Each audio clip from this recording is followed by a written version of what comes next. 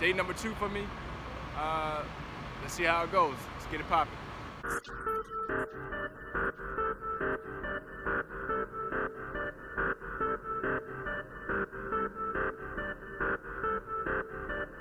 If young Metro don't trust you, I'm gonna shoot you.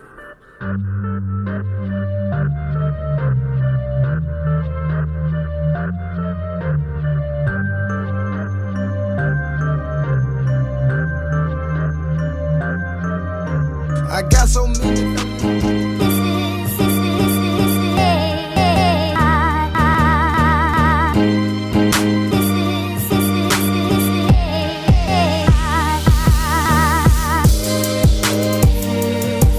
How you guys doing? Welcome to another edition of Trucking with LoShawn Parks. You guys could have been anywhere else in the world, but you're here with me and Dan RC from Shell Rotella.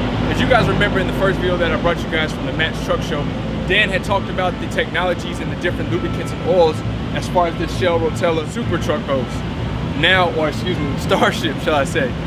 So now what we're going to do is we're going to get a more in-tune depth since the Match Truck Show. Yeah, so actually, after we left the Match Show, the truck went out to an event that Shell sponsors called Make the Future California. And it was out there. That actually is a contest where we invite students to come in and really anyone that wants to participate and see what the best fuel economy they can get out of concept vehicles and new technologies. So the truck was there for that, and then we were at another trade show down at the ACT conference down in Long Beach. But after leaving Long Beach, the truck went to San Diego. And in San Diego, the truck was loaded with some artificial reef material. That artificial reef material, 39,900 pounds of artificial reef material to be exact, were loaded up on pallets, loaded in the truck, and we started our journey from San Diego to Jacksonville, Florida. This truck, basically fully loaded at that point, we were cubed out, so we couldn't put any more than 39,000 pounds into it, but a total weight of 73,000 pounds between the truck and the trailer and payload and such. Now, you know, as we talked at the Match Show, we were really looking at seeing what the best freight ton efficiency that we could get out of this vehicle. And the things that improve freight ton efficiency is lightening up the vehicle and then going as heavy as you can with the load. And that's kind of what we did.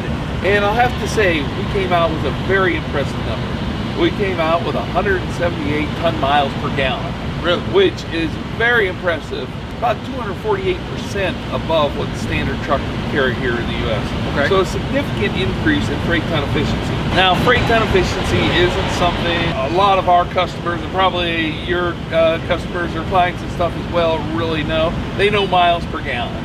And so from a miles per gallon standpoint, we were also at some very impressive numbers. We're about 8.92 miles per gallon out of this truck. So very, very solid numbers for miles per gallon, especially when you look at the amount of freight that we were carrying.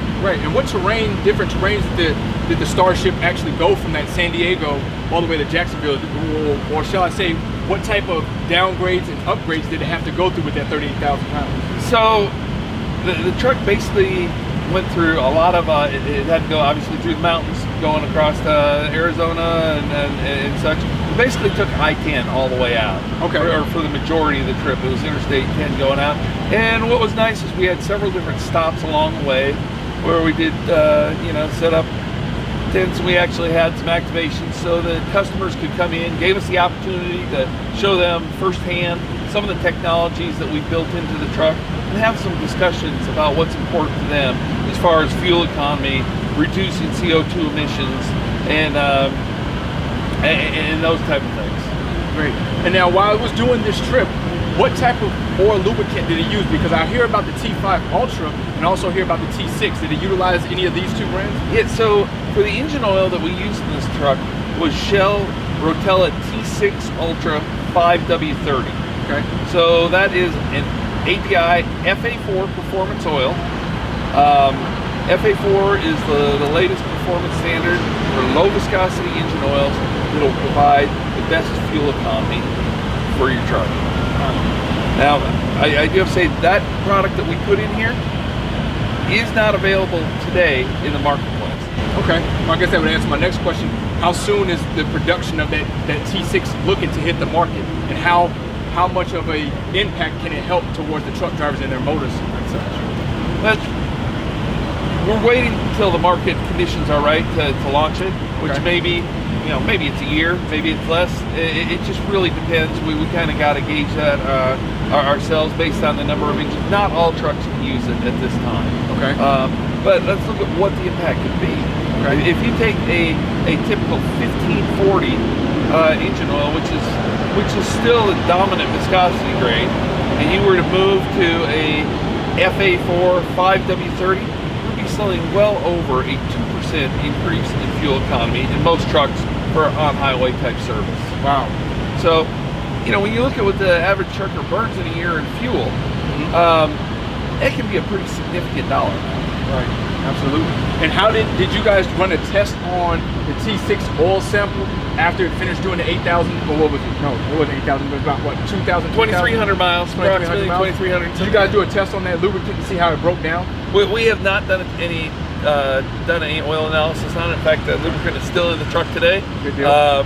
The drain intervals on these vehicles these days using high quality lubricants is pretty long drain interval. It's upwards around 40,000 miles. So that was just kind of a drop in the bucket type trip out there, and we'll be changing the oil at some point soon, and we'll be looking at it, seeing what the product looks like. Absolutely. And Bob took us on a ride in this, and I was trying to equate from him the MPGs on this, and he says, well, we're not looking at MPGs, we're looking at, I think, what was it, gallons on the load or something? We actually are looking at freight ton efficiency. We actually think that's a better measure of the actual work the truck's done, because freight ton efficiency really is looking at, if I have this freight and I move from point A to point B, how much energy or how much fuel does that take to get it there? And that's really what you want. You can see that if you can load the truck up real heavy, have a lot of weight, and use a certain amount of fuel, versus having it really light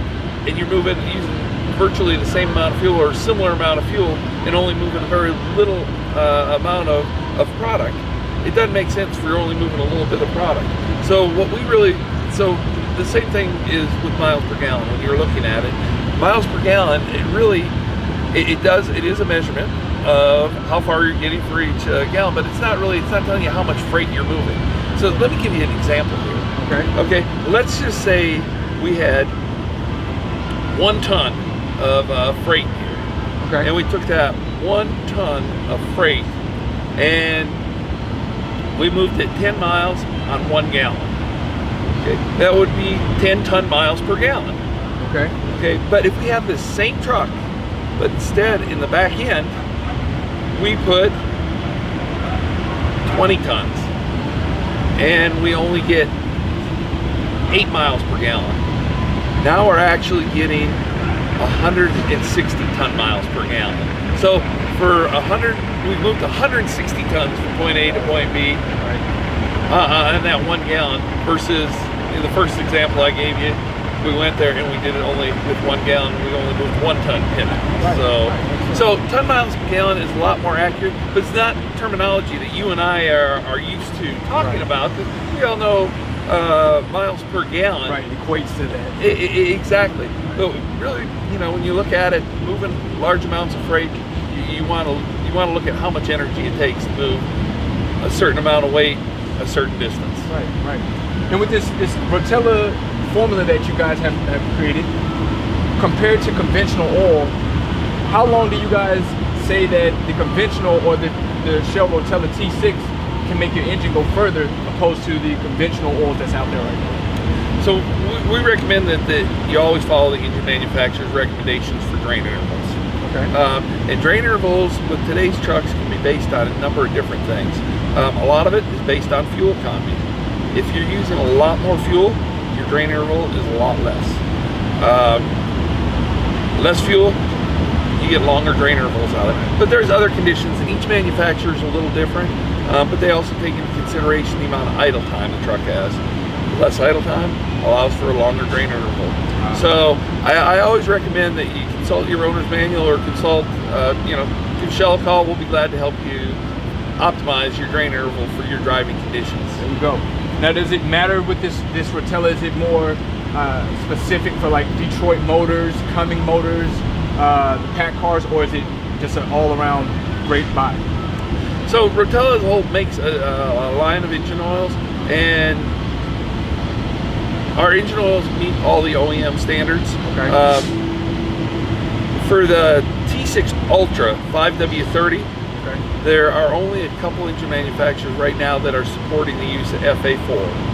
Cummins in their ISX, or excuse me, Cummins in their X15 Right. engines 2017 and newer allows the use of an FA4, or actually Cummins has their own specification. It's Cummins CES 20087, Okay. and they support the use of it for 2017 and newer X15.